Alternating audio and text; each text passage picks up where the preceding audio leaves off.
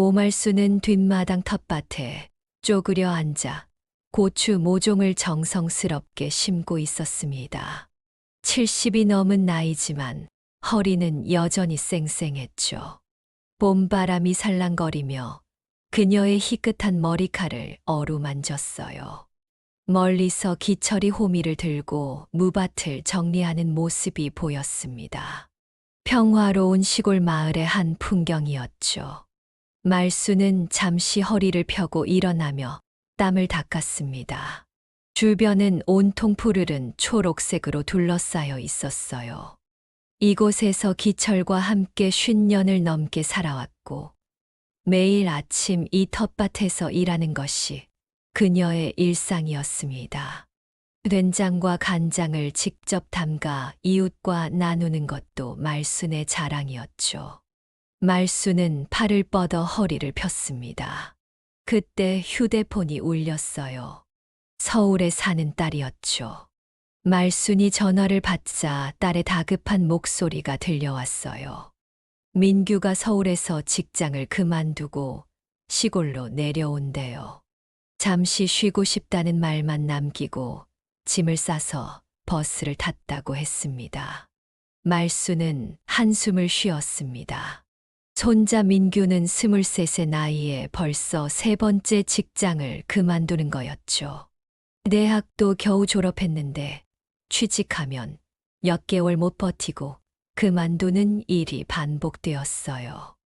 말수는 걱정이 됐지만 그래도 손자가 온다는 소식에 마음이 따뜻해졌습니다. 저녁 무렵 말수는 민규가 좋아하는 된장찌개를 끓이고 있었어요. 마당 대문이 열리는 소리가 들렸죠. 민규가 큰 배낭을 메고 들어왔습니다. 얼굴은 지쳐 보였지만 할머니를 보자 환하게 웃었어요. 말수는 손자를 꼭 안아주었습니다. 민규의 얼굴은 여위어 있었죠. 손자의 머리를 쓰다듬으며 말수는 집 안으로 이끌었어요. 민규는 할머니 집에 도착하자마자 편안함을 느꼈습니다. 도시 생활의 압박감에서 벗어나 옛 기억이 가득한 이곳에서 위로를 받는 듯 했어요. 할아버지 기철은 묵묵히 손자를 바라보다 어깨를 툭 쳐주는 것으로 인사를 대신했습니다. 식탁에 앉아 된장찌개를 먹으며 민규는 서울에서의 생활이 얼마나 힘들었는지 이야기했어요. 말수는 걱정스러운 눈빛으로 손자를 바라보았지만 따뜻한 미소를 지었습니다. 다음 날부터 민규는 할머니 할아버지의 일상에 함께했어요. 텃밭 일을 도와주고 마을 장터에도 동행했습니다. 말수는 손자가 시골 생활에 적응하는 모습을 보며 안심했어요. 민규의 얼굴에 생기가 돌아오는 것 같았습니다. 일주일이 지났을 무렵 말수는 주방에서 김치를 담그고 있었어요. 민규는 마당에서 할아버지와 함께 장작을 패고 있었습니다. 평화로운 오후였죠. 그때 마당 앞에서 차 소리가 들렸어요. 시골 마을에서는 낯선 소리였습니다. 말수는 손을 씻고 마당으로 나갔어요. 검은색 고급 외제차가 대문 앞에 멈춰 서 있었습니다. 차에서 검은 정장을 입은 남자 둘이 내렸어요. 얼굴에는 웃음이 없었죠. 말순이 누구냐고 물으려는 찰나 민규가 놀란 표정으로 가게 안으로 숨어버렸습니다. 말수는 이상한 기분이 들었어요. 마지막으로 차에서 내린 사람은 40 정도 되어 보이는 남자였습니다. 그는 다른 두 사람과 달리 화려한 셔츠에 금목걸이를 하고 있었어요. 그의 눈빛에는 위험한 기운이 감돌았죠. 남자는 말순을 보며 미소 지었습니다. 하지만 그 미소가 전혀 따뜻하게 느껴지지 않았어요. 민규 할머니신가요? 제가 정만수라고 합니다. 손자분 좀 만나러 왔는데요. 말수는 문 앞에 선 낯선 남자들을 경계하는 눈빛으로 바라보았습니다. 정만수라는 남자의 말투에 친절함이 묻어 있었지만 어딘가 모르게 날이 서 있었어요. 말수는 본능적으로 민규를 보호해야 한다는 생각이 들었죠. 민규가 무슨 일로 찾으시나요? 저희 손자는 지금 잠시 나가 있어요. 말수는 침착하게 대답했습니다. 정만수는 말순의 눈을 똑바로 쳐다보며 웃었어요. 그 웃음이 마치 뱀처럼 소름 끼치게 느껴졌습니다. 그는 천천히 대문 안으로 한 발짝 들어섰어요. 할머니, 거짓말은 안 통합니다. 방금 전까지 마당에 있던 거 다 봤어요. 정만수의 말투가 갑자기 날카로워졌습니다. 뒤에 선 두 남자도 위협적인 표정으로 팔짱을 꼈어요. 말수는 불안감이 커졌지만 정색하며 물었습니다. 도대체 무슨 일인지 먼저 말씀해 주시겠어요? 정만수는 주머니에서 종이 한 장을 꺼냈어요. 차용증이었죠. 이거 보이십니까? 민규 씨가 저희에게 빌린 돈이 3천만 원인데 이제 갚을 때가 됐습니다. 이자까지 합치면 4천만 원이 좀 넘네요. 말순의 얼굴이 하얗게 변했어요. 3천만 원이라니 그들에게는 천문학적 금액이었습니다.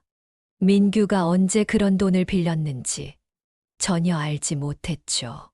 마당 한쪽에서 작업하던 기철이 상황을 눈치채고 천천히 다가왔어요. 정만수는 기철을 힐끗 보더니 다시 말순에게 집중했습니다. 손자분이 서울에서 사업한다고 돈을 빌려갔는데 그게 다 도박으로 날린 모양이더라고요. 이제 서울에서 숨을 곳이 없으니 여기로 도망쳐 온 거겠죠. 말순은 숨을 깊게 들이마셨어요. 민규가 그런 일을 저질렀다는 게 믿기지 않았습니다. 잠시 후 그녀는 단호한 목소리로 말했죠. 우리 집에는 그런 큰 돈이 없어요. 좀 시간을 주시면 방법을 찾아볼게요. 정만수의 얼굴에 비웃는 듯한 표정이 스쳤어요. 내일까지 드릴게요. 그때까지 돈이 준비되지 않으면 그는 말을 흐리며 뒤에 선 두 남자를 쳐다보았죠. 그들은 의미심장한 표정으로 고개를 끄덕였습니다. 정만수가 떠난 후 말수는 집 안으로 들어가 민규를 찾았어요. 민규는 방 구석에 웅크리고 앉아 있었습니다. 그의 얼굴은 공포로 가득 차 있었죠. 정말 그 사람들에게 돈을 빌린 거니? 말수는 손자를 똑바로 쳐다보며 물었어요. 민규는 고개를 푹 숙인 채 흐느꼈습니다. 죄송해요. 할머니, 친구가 사업한다고 해서 보증을 섰는데 그 친구가 사기꾼이었어요. 저도 속았다고요. 말순의 마음이 무너져 내렸어요. 철없는 손자가 어떻게 이런 큰 문제에 휘말릴 수 있었는지 이해가 되지 않았습니다. 한편으로는 미웠지만 또 한편으로는 불쌍하기도 했죠. 기철은 묵묵히 상황을 지켜보다가 조용히 말했어요. 내일까지 생각해보자. 너무 걱정하지 마. 밤이 되자 마을에는 소문이 퍼졌습니다. 낯선 고급차가 말순네 집에 왔다 갔다는 소식이 삽시간에 퍼졌어요. 이웃들은 수군거리기 시작했죠. 말순은 창문 밖을 내다보며 한숨을 쉬었습니다. 다음 날 아침 말순은 일찍 일어나 마을 친구들을 찾아갔어요. 급하게 돈을 빌릴 수 있을까 해서였죠. 하지만 3천만 원이라는 금액은 시골 마을에서는 감히 상상할 수 없는 액수였습니다. 몇몇 친구들이 조금씩 돈을 모아주겠다고 했지만 턱없이 부족했어요. 오후가 되자 정만수의 차가 다시 마당 앞에 멈춰 섰습니다. 이번에는 더 많은 남자들이 함께 왔어요. 말수는 떨리는 마음으로 대문 앞에 섰습니다. 민규는 집 안에서 벌벌 떨고 있었고, 기철은 묵묵히 처마 밑에 서 있었죠. 돈 준비되셨나요, 할머니? 정만수가 비웃듯 물었어요. 말수는 고개를 저었습니다. 시간이 좀 더 필요합니다. 일주일만 더 주시면. 정만수의 얼굴이 순간 일그러졌어요. 기다릴 시간 없습니다. 당장 민규를 데리고 가거나 아니면 이 집이라도 넘기셔야죠. 그는 위협적인 목소리로 말했습니다. 말수는 무릎을 꿇었어요. 제발 손자만은 놔주세요. 우리 집이라도 가져가세요. 정만수는 차갑게 웃으며 말했죠. 내일 다시 오겠습니다. 그때는 답을 확실히 들어야겠네요. 그는 돌아서서 차에 올랐어요. 차가 떠나는 동안 말수는 무릎을 꿇은 채 그대로 있었습니다. 2장. 말수는 문 앞에 선 낯선 남자들을 경계하는 눈빛으로 바라보았습니다. 정만수라는 남자의 말투에 친절함이 묻어 있었지만 어딘가 모르게 날이 서 있었어요. 말수는 본능적으로 민규를 보호해야 한다는 생각이 들었죠. 민규가 무슨 일로 찾으시나요? 저희 손자는 지금 잠시 나가 있어요. 말수는 침착하게 대답했습니다. 정만수는 말순의 눈을 똑바로 쳐다보며 웃었어요. 그 웃음이 마치 뱀처럼 소름 끼치게 느껴졌습니다. 그는 천천히 대문 안으로 한 발짝 들어섰어요. 할머니, 거짓말은 안 통합니다. 방금 전까지 마당에 있던 거 다 봤어요. 정만수의 말투가 갑자기 날카로워졌습니다. 뒤에 선 두 남자도 위협적인 표정으로 팔짱을 꼈어요. 말수는 불안감이 커졌지만 정색하며 물었습니다. 도대체 무슨 일인지 먼저 말씀해 주시겠어요? 정만수는 주머니에서 종이 한 장을 꺼냈어요.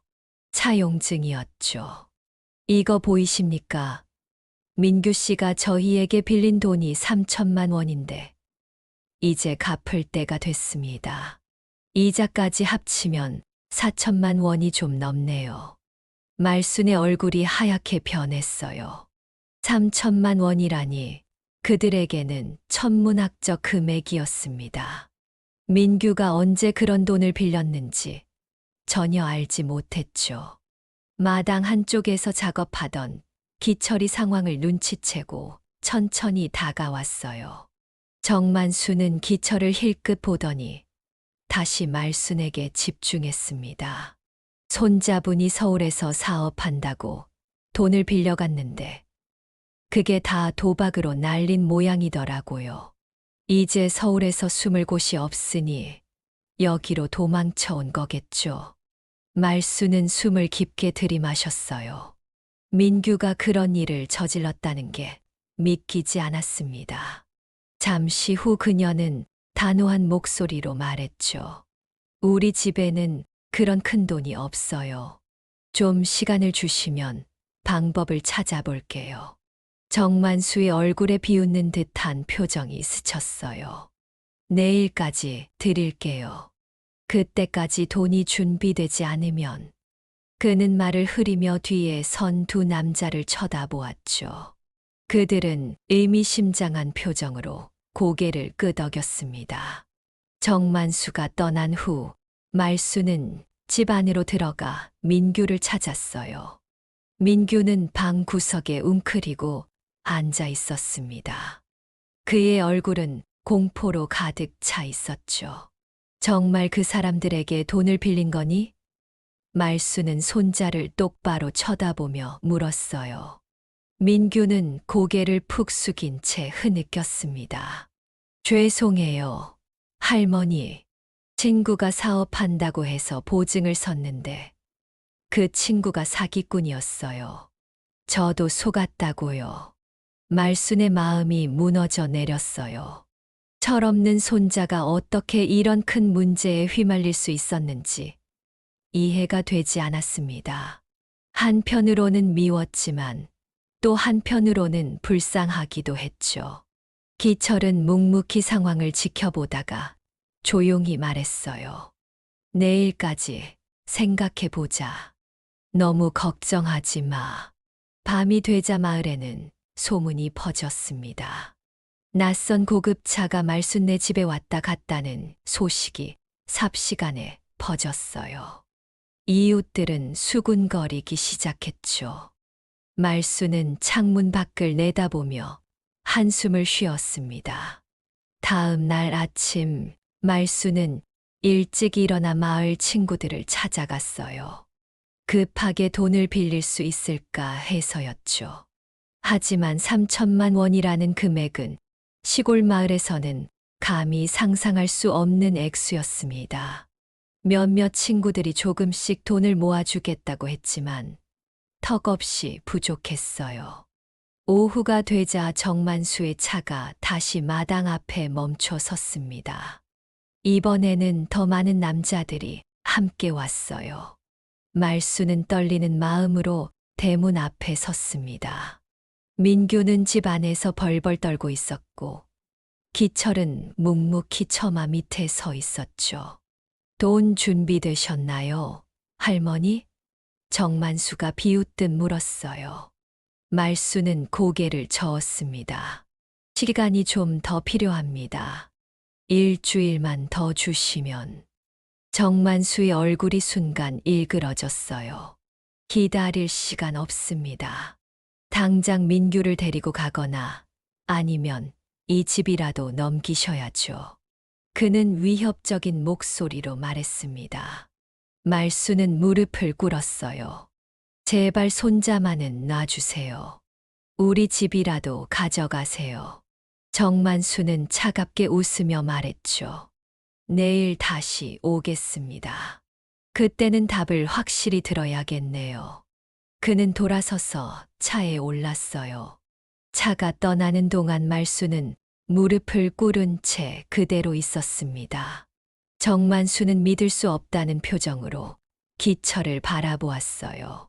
70 넘은 노인이 그의 부하 둘을 한순간에 제압한 상황이 현실처럼 느껴지지 않았습니다.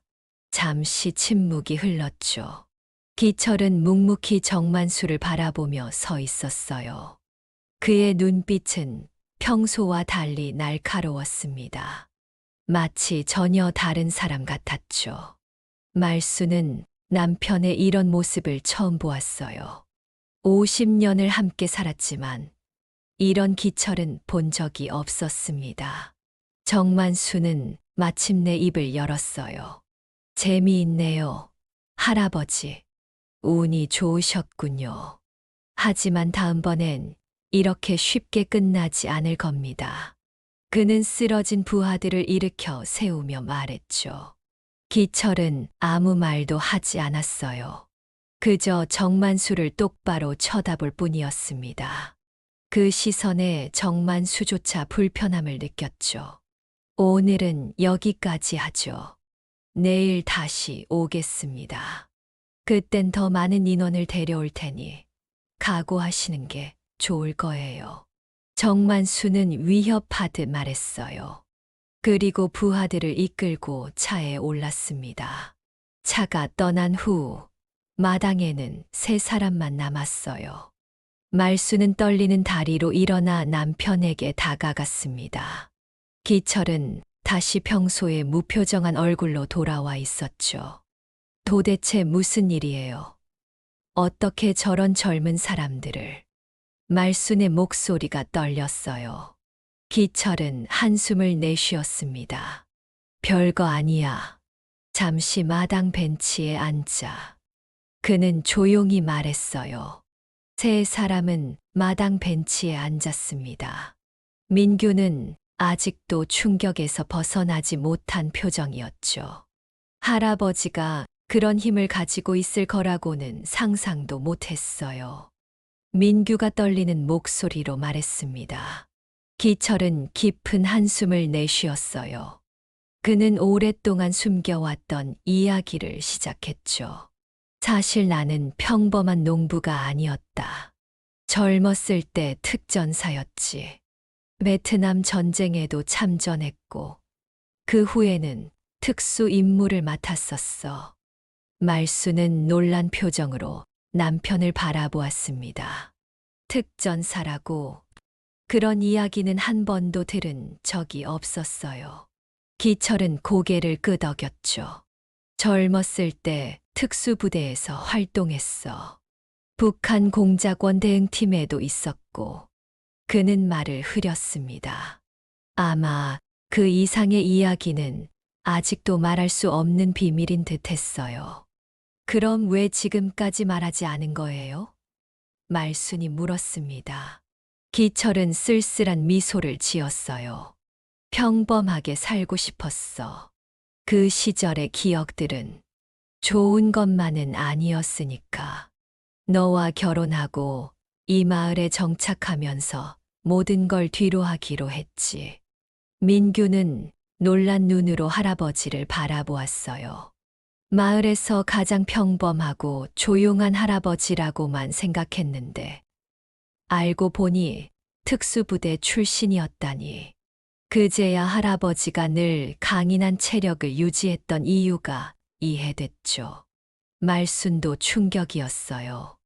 50년 동안 함께 살면서 남편의 과거에 대해 거의 알지 못했다는 사실이 믿기지 않았습니다. 하지만 한편으로는 이해가 되었어요. 기철은 항상 과거 이야기를 꺼리는 편이었죠. 그래서 항상 새벽에 일어나 운동하고 비가 와도 마당에서 수련하던 거였군요. 말순이 중얼거렸습니다. 기철은 고개를 끄덕였어요. 습관이란 게 쉽게 버려지지 않아서. 그는 쓴웃음을 지었습니다. 잠시 침묵이 흘렀어요. 모두 각자의 생각에 잠겨 있었죠. 마침내 민규가 입을 열었습니다. 할아버지, 저 때문에 이런 일이 생겨서 정말 죄송해요. 저는 이제 어떻게 해야 할지 모르겠어요. 기철은 손자의 어깨를 토닥였어요. 걱정 마라. 늙은이가 아직 쓸모가 있나 보구나. 그는 처음으로 부드러운 미소를 지었습니다. 그렇다고 해도 저 사람들은 내일 더 많은 인원을 데리고 올 거예요. 어떻게 해야 하죠? 말순이 걱정스럽게 물었어요. 기철은 잠시 생각에 잠겼다가 말했습니다. 집 안에 있는 물건들을 몇 가지 준비해야겠어. 내일 대비해야지. 밤이 깊어지자 기철은 창고에서 오래된 나무 상자를 꺼내왔어요. 그 안에는 낡은 군용 칼과 몇 가지 장비들이 있었죠. 말수는 남편이 그런 물건들을 보관하고 있었다는 사실도 몰랐습니다. 기철은 밤새도록 준비를 했어요. 집 주변을 점검하고 마당의 일상 도구들 위치를 조정했죠. 그는 마치 젊은 시절로 돌아간 듯 날카로운 눈빛으로 모든 것을 살폈습니다. 다음 날 아침, 세 사람은 침묵 속에서 아침 식사를 했어요. 오늘 어떤 일이 벌어질지 모두 걱정하고 있었죠. 민규는 계속해서 미안하다는 말을 반복했습니다. 점심 무렵 마을 입구에서 차 소리가 들렸어요. 여러 대의 차가 오는 소리였습니다. 기철은 조용히 일어나 마당으로 나갔어요. 말순과 민규도 그를 따라 나갔죠. 세 대의 검은 차가 집 앞에 멈춰 섰습니다. 10명이 넘는 남자들이 차에서 내렸어요. 모두 검은 옷을 입고 있었고 몇몇은 야구 방망이나 쇠파이프 같은 것을 들고 있었죠. 정만수는 맨 마지막에 내렸습니다. 정만수는 자신만만한 미소를 지으며 대문 안으로 들어섰어요. 그의 뒤로 10명이 넘는 부하들이 위협적인 표정으로 따라 들어왔습니다. 마당은 순식간에 검은 옷을 입은 사내들로 가득 찼죠. 어제는 운이 좋으셨지만 오늘은 다를 겁니다, 할아버지. 정만수가 비웃듯 말했어요. 돈을 내놓거나 손자를 내놓거나. 기철은 천천히 마당 중앙으로 걸어 나왔습니다. 그의 걸음걸이에는 어제와는 다른 무게감이 있었어요. 마치 오랫동안 숨겨왔던 무언가가 깨어난 듯했죠. 말수는 남편의 달라진 모습에 놀랐습니다. 집 안으로 들어가세요. 기철이 말순과 민규에게 조용히 말했어요. 말수는 주저했지만 남편의 눈빛에 결연함이 보였기에 민규의 손을 잡고 집 안으로 들어갔습니다. 그녀는 창문 틈으로 밖을 지켜보았어요. 정만수는 기철을 향해 걸어왔습니다. 그의 부하들도 천천히 원을 그리며 기철을 둘러쌌어요. 10명이 넘는 젊은 남자들이 70 노인을 에워싼 모습이 마치 사냥꾼들이 노린 사슴을 포위한 것 같았죠.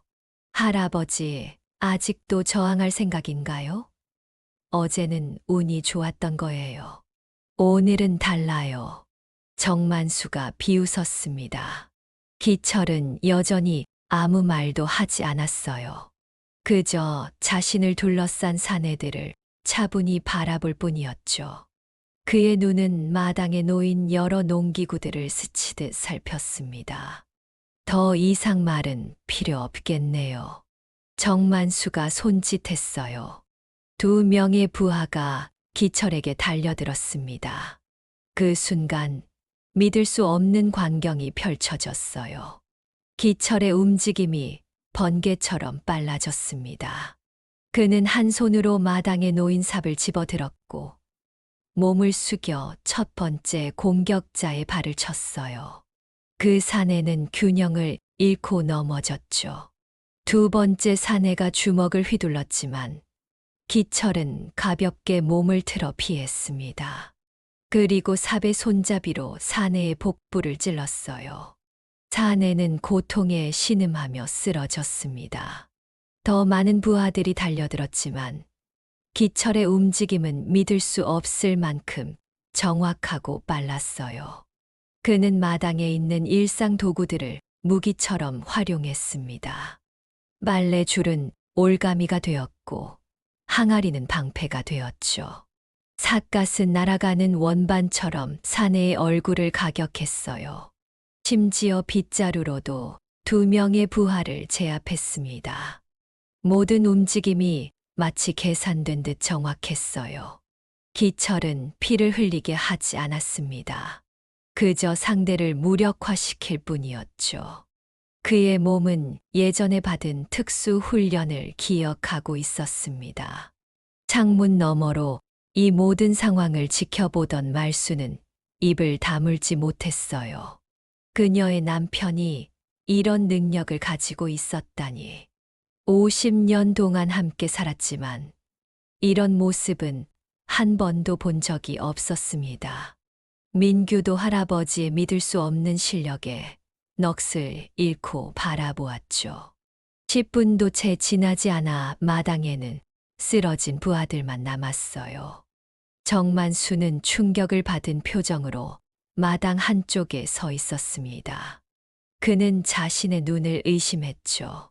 어떻게 노인 1명이 10명이 넘는 젊은 남자들을 제압할 수 있단 말인가. 마침내 기철은 정만수 앞에 섰어요. 그의 숨소리는 여전히 차분했습니다. 마치 가벼운 산책을 한 것처럼 말이죠. 이제 돌아가시오. 다시는 우리 집에 오지 마시오. 기철이 조용히 말했어요. 정만수는 공포에 질린 표정으로 뒷걸음질 쳤습니다. 그는 더 이상 자신만만한 모습이 아니었어요. 당신은 누구야? 그가 떨리는 목소리로 물었죠. 기철은 대답하지 않았습니다. 그저 정만수를 똑바로 바라볼 뿐이었어요. 그 눈빛에는 수십 년간의 경험과 단련된 강인함이 담겨 있었습니다. 정만수는 더 이상 말없이 쓰러진 부하들을 일으켜 세웠어요.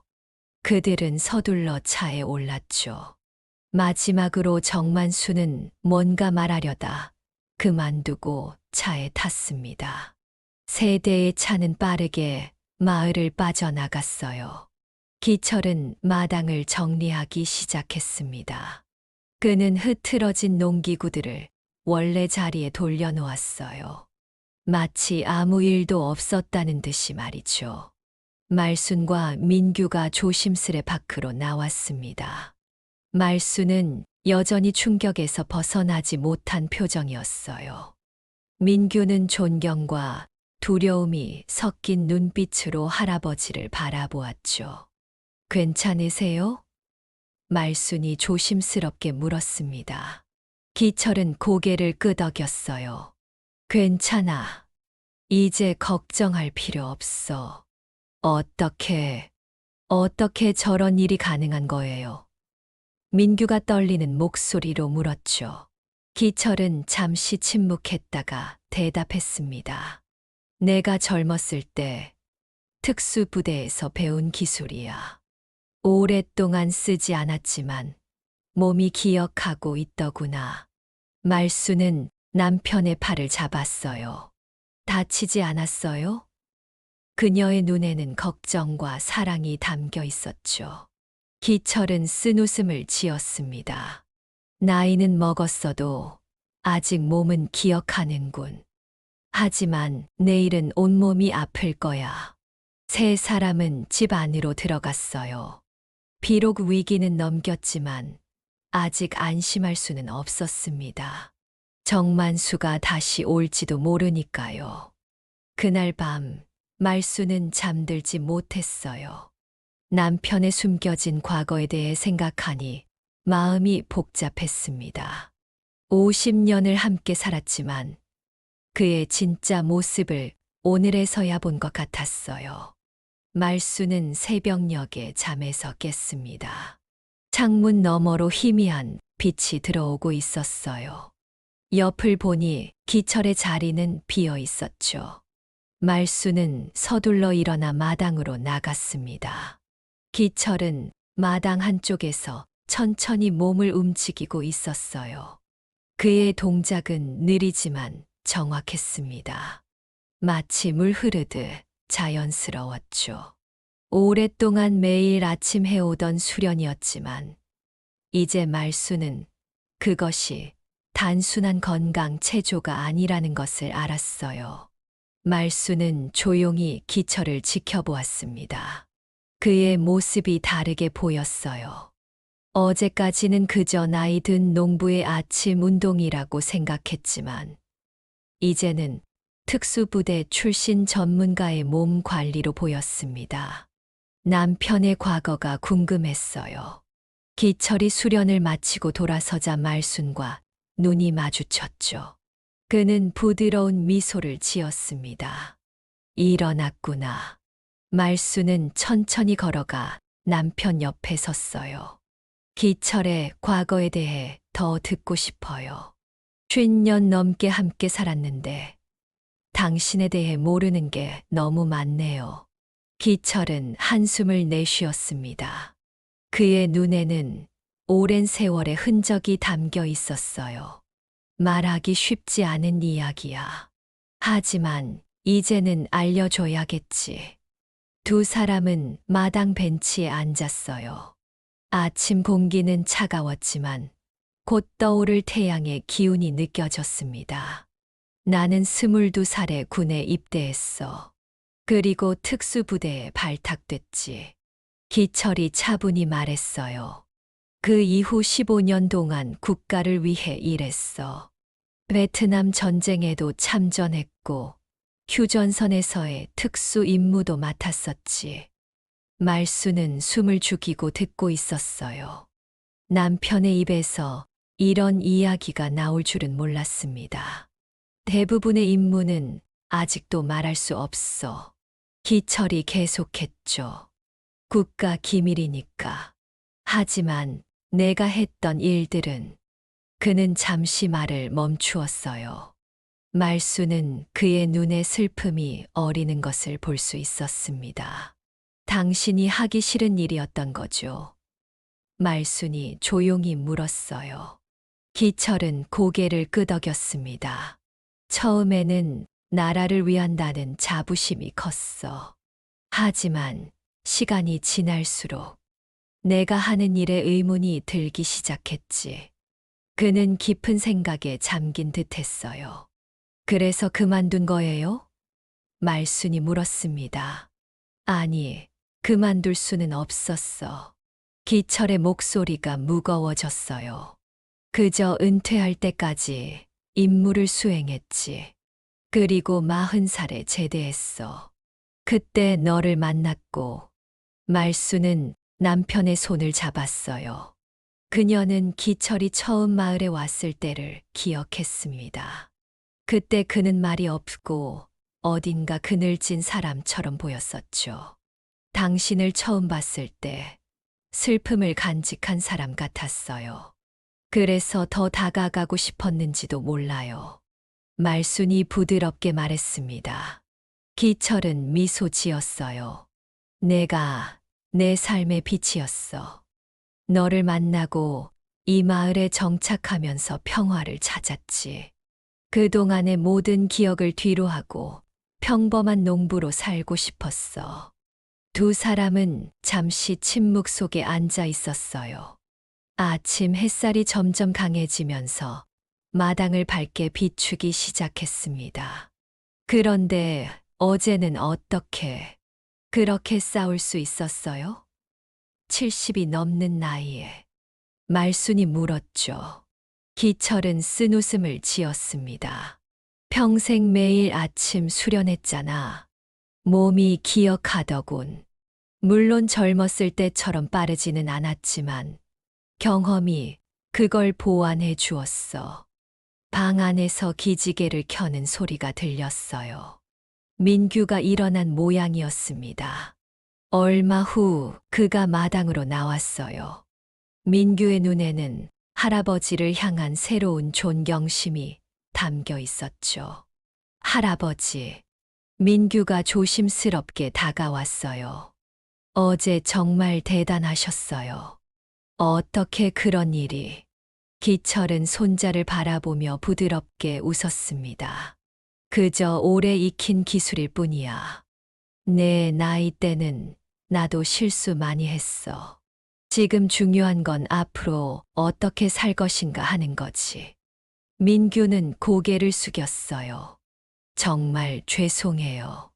제가 철없이 행동해서. 기철은 손자의 어깨를 토닥였습니다.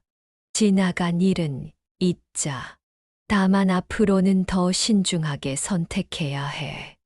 내 행동이 너만 아니라 주변 사람들에게도 영향을 미친다는 걸 명심하고.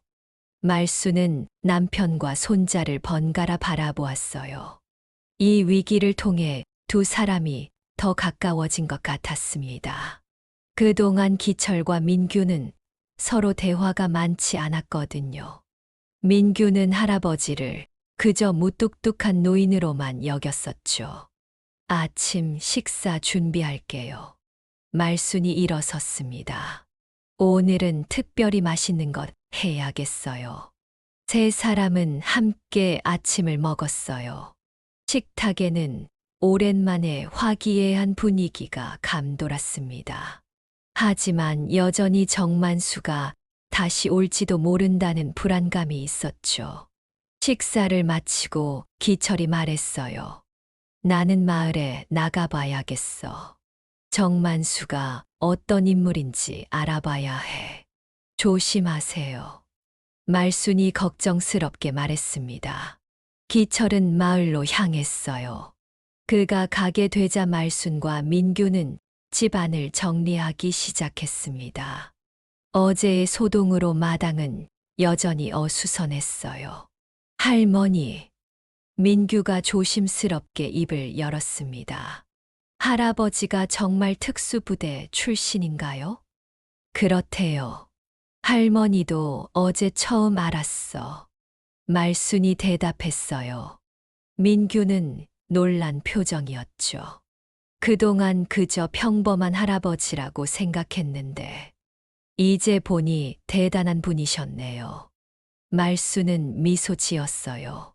사람은 겉모습만으로 판단할 수 없는 거야. 내 할아버지는 항상 대단한 사람이었어. 단지 그걸 드러내지 않았을 뿐이지. 오후가 되자 기철이 마을에서 돌아왔습니다. 그의 표정은 무거웠어요. 말순과 민규는 기철을 맞이하며 무슨 일이 있었는지 물었죠. 정만수라는 자에 대해 알아봤어. 기철이 마당 벤치에 앉으며 말했습니다.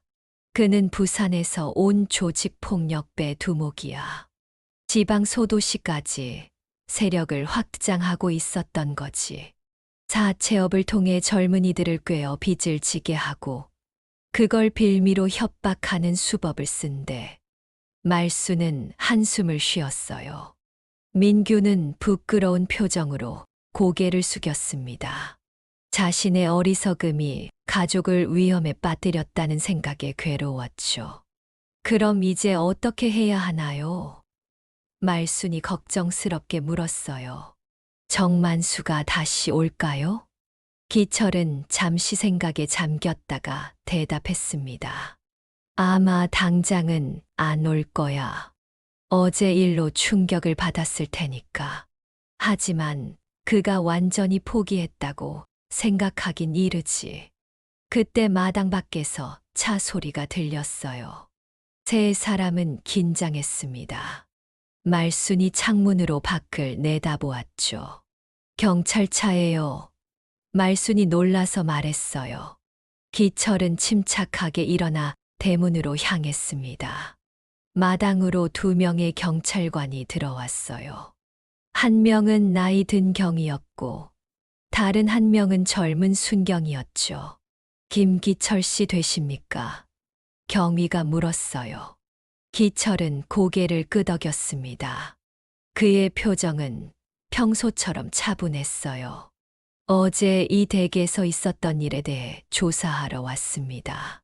신고가 들어왔거든요. 경위가 말했어요. 신고요? 말순이 놀라서 물었습니다. 누가 신고를 했죠?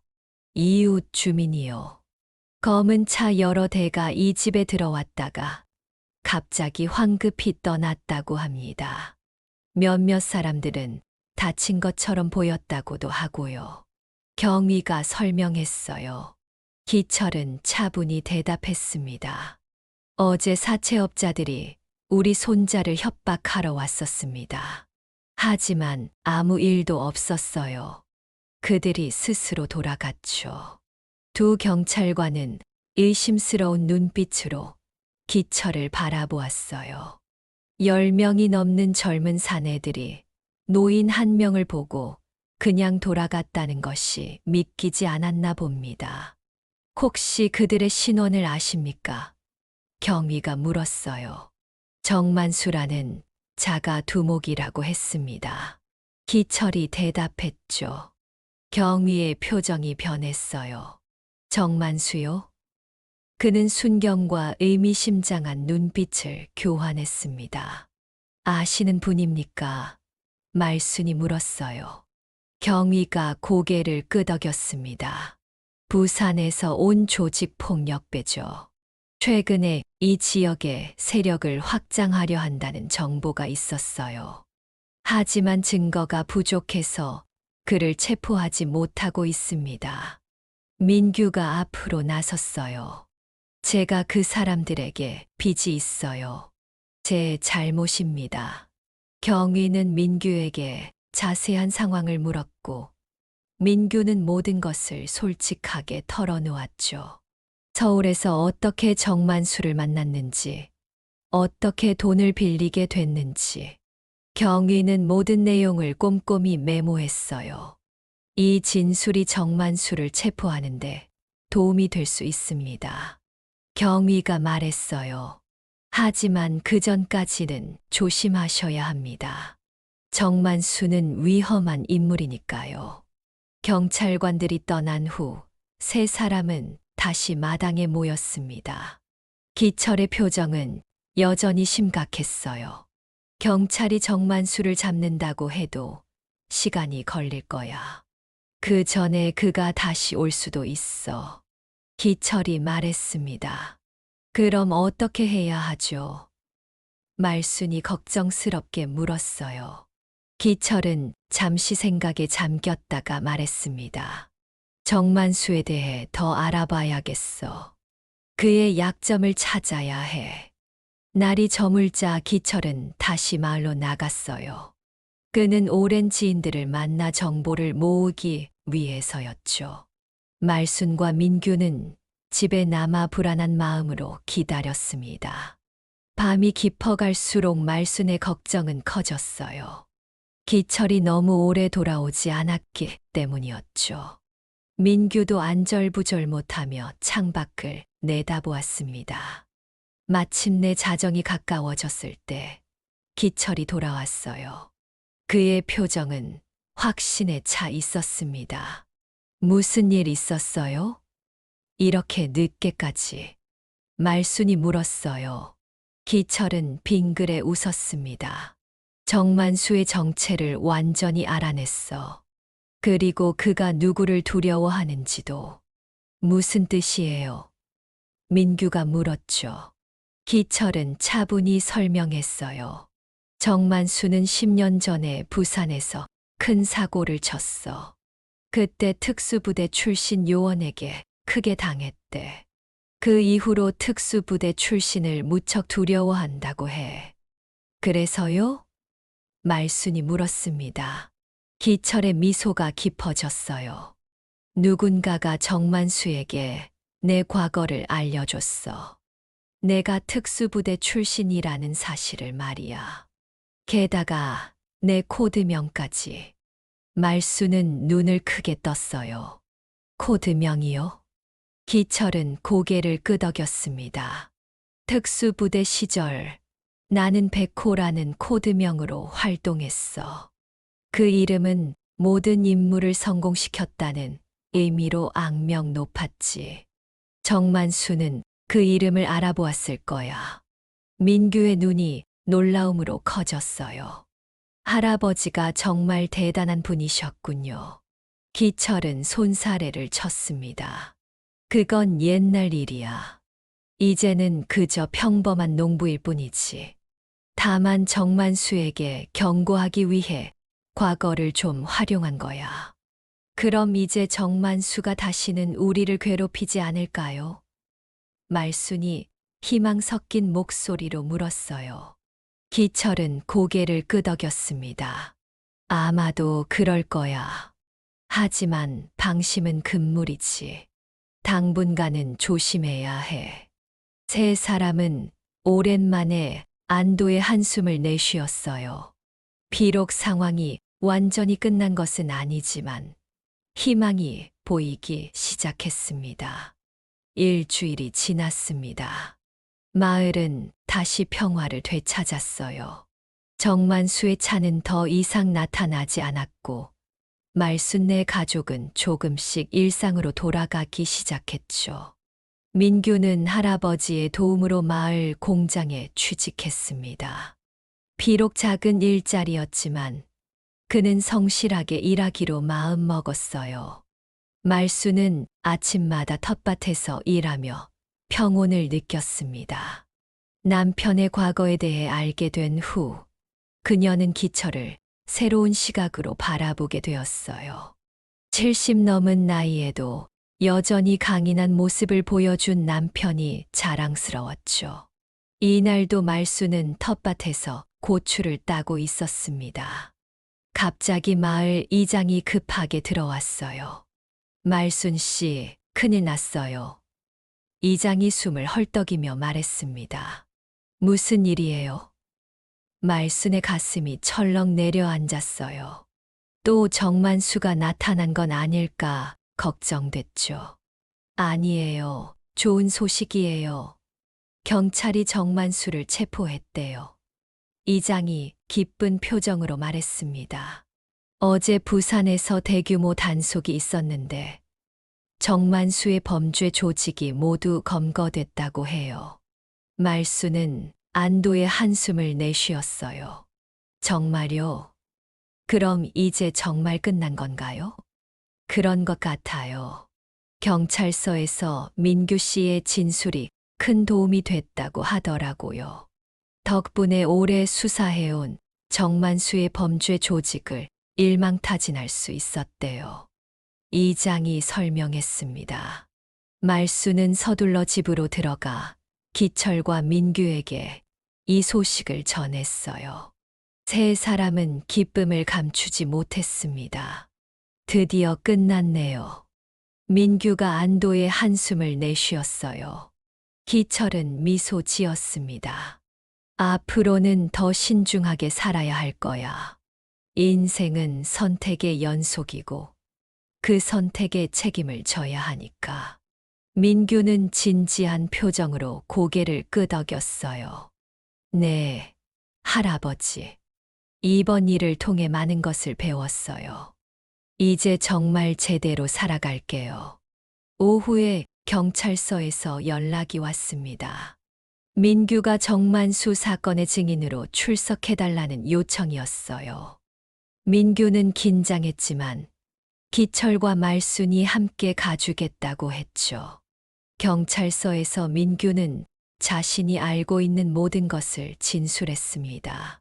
경찰관은 민규의 협조에 감사하며 정만수가 오랫동안 시안에서 이런 범죄를 저질러 왔다고 설명했어요. 민규 같은 피해자가 많았지만 대부분은 두려움의 증언을 꺼렸다고 했죠. 집으로 돌아오는 길에 민규는 조용했어요.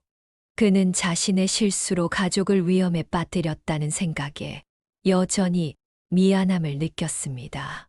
할아버지, 진짜 백호셨어요? 민규가 조심스럽게 물었어요.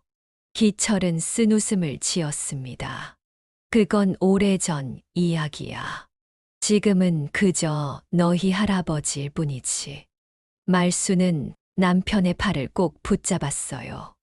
그동안 당신이 얼마나 힘든 과거를 가지고 있었는지 몰랐어요. 앞으로는 모든 것을 나누어요. 기철은 부드럽게 미소 지었습니다. 이제 우리 앞에는 평화로운 날들만 있을 거야. 그는 말순의 손을 꼭 잡았어요. 한 달 후, 말순네 가족은 다시 평화로운 일상을 되찾았습니다. 민규는 성실하게 공장에 출근했고, 말순은 여전히 된장과 간장을 담가 이웃들과 나누었어요. 기철은 매일 아침 마당에서 수련을 했지만, 이제는 마을 아이들에게 태권도를 가르치기도 했습니다. 이웃들은 기철을 대하는 태도가 달라졌어요. 예전에는 그저 조용한 노인이라고만 생각했지만, 이제는 존경의 눈빛으로 바라봤죠. 정만수와의 일은 마을에 소문이 퍼졌고, 기철의 과거에 대한 이야기도 어렴풋이 알려졌어요. 마을 사람들은 말순네 집을 함부로 건드릴 수 없는 집이라고 부르기 시작했습니다. 하지만 말순과 기철은 여전히 겸손하게 이웃들과 어울렸어요. 그들에게는 이 평화로운 시골 생활이 가장 소중했으니까요. 어느 저녁 세 사람은 마당에 앉아 별을 바라보고 있었습니다. 가을 바람이 살랑거리며 지나갔어요. 할아버지, 할머니, 민규가 조심스럽게 입을 열었죠. 저도 할아버지처럼 강한 사람이 되고 싶어요. 몸이 아니라 마음이 강한 사람 말이에요. 기철은 손자의 어깨를 토닥였습니다. 강함의 진짜 의미는 남을 이기는 게 아니라 자신의 약함을 인정하고 그것을 극복하는 거야. 내가 지금 그 길을 걷고 있구나.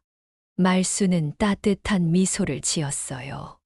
우리 가족이 이렇게 함께 있는 것만으로도 충분히 행복해요. 앞으로도 어떤 일이 있어도 함께 이겨내자. 세 사람은 손을 맞잡았습니다. 하늘에는 별이 반짝였고 마을은 고요했어요. 말순네 집 마당에서는 3대가 모여 웃음소리가 울려 퍼졌습니다. 그리고 그 집 앞에는 보이지 않는 존경과 경외의 기운이 맴돌고 있었죠. 마을 사람들은 이제 알고 있었습니다. 평범해 보이는 노부부의 집이지만 그 안에는 누구도 건드릴 수 없는 강인함이 숨어 있다는 것을요. 그것은 단순한 무술의 힘이 아니라 오랜 세월 지켜온 가족의 사랑과 책임감에서 비롯된 것이었습니다. 할머니의 집에 조폭이 찾아왔을 때 세상은 그 평범한 노부부가 얼마나 비범한지 알게 되었어요.